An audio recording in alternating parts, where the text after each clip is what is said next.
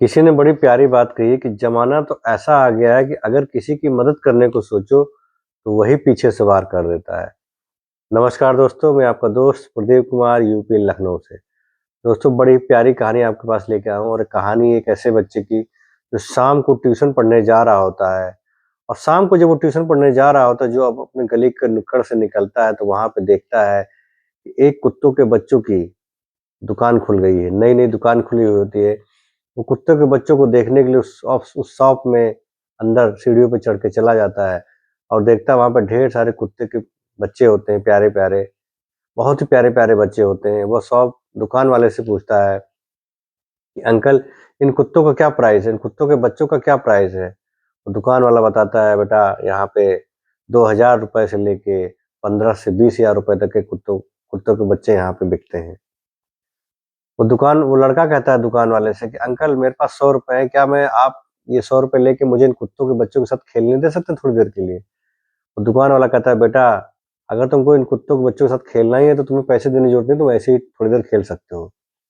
वो बच्चा उन कुत्तों के बच्चों के साथ खेलने लगता है, खेलते-खेलते अचानक उसकी निगाह एक ऐसे कुत्ते के बच्चे पर पड़ती है जो एक पैर से खराब होता है, एक पैर से विकलांग होता है, 3 पैरों से चल पाता है और वो दौड़ नहीं पाता, धीरे-धीरे चल पाता है, अपनी ज़िंदगी को काट रहा होता है। वो बच्चा पूछता है जाके दुकान वाले से, "अंकल, इस कुत्ते का क्या रेट है?"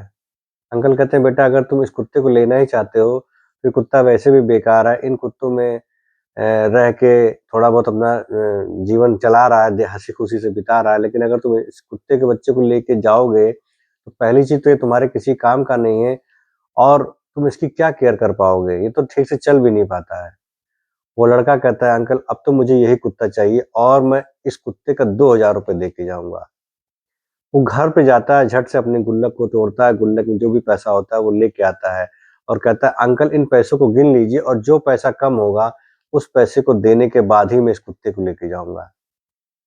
अंकल कहते हैं, "बेटा तुम तो ज़िद करने लगे हो, ये कुत्ता तुम्हारे किसी काम का नहीं, कुत्ता ढंग से चल भी नहीं पाता है, तुम क्यों ज़िद कर रहे हो उस कुत्ते के पिल्ले को ले जाने के लिए?" वो बच्चा कहता है, "अंकल आपने ये बात कह के मुझे बहुत दुखी कर दिया है" और ये बात कहते हुए बच्चा अपने पैर से अपने दाहिने पैर के पैंट को ऊपर करता है और दिखाता है, "ये देखिए अंकल ये जो मेरा दायाँ पैर है, ये पैर मेरा कटा हुआ है, आधा ही पैर है और इस पैर में मैंने स्टील की रॉड लगवा रखी है और उसी से मैं चल पाता हूँ। मेरे माता-पिता ने कभी मुझे बेकार समझ के, अपाहिज समझ के मुझे घर से तो बाहर नहीं निकाला, तो आप इस कुत्ते को बेकार क्यों समझ रहे हैं?"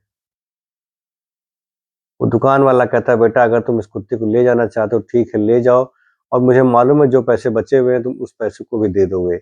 लेकिन ये बात करके तुमने मेरी आज आँखें खोल दी कि इस संसार में हर वस्तु, हर इंसान, हर जानवर, हर पशु-पक्षी अनमोल है, क्योंकि इसमें सब में भगवान ने जान दी है। हम भेदभाव नहीं कर सकते, हमें भेदभाव नहीं करना चाहिए।" तो दोस्तों छोटी-सी कहानी शिक्षा देती है कि हमें भी, हम इंसानों को भी इस भेदभाव से बहुत ऊपर उठना चाहिए। जाति-पात, ऊँच-नीच, अमीरी-गरीबी जो भेदभाव की खाई हम लोगों के बीच में आ गई है, इस खाई को पाट के हमें सिर्फ़ मानवता का प्रचार करना चाहिए, मानव धर्म का प्रचार करना चाहिए और एक रहना चाहिए। तो दोस्तों छोटी-सी कहानी यही प्रेरणा देती है इस बच्चे के माध्यम से कि जिस तरह उस बच्चे ने उस दुकान वाले की आँखें खोल दी, उसी तरह अगर ये कहानी जो जितने भी लोग सुन रहे हैं, अगर किसी की अंतरात्मा को या किसी की आँखों को खोलने में कारगर होता है, सही साबित होता है, तो मैं अपने आप को बहुत ही सफल समझूँगा। धन्यवाद दोस्तों।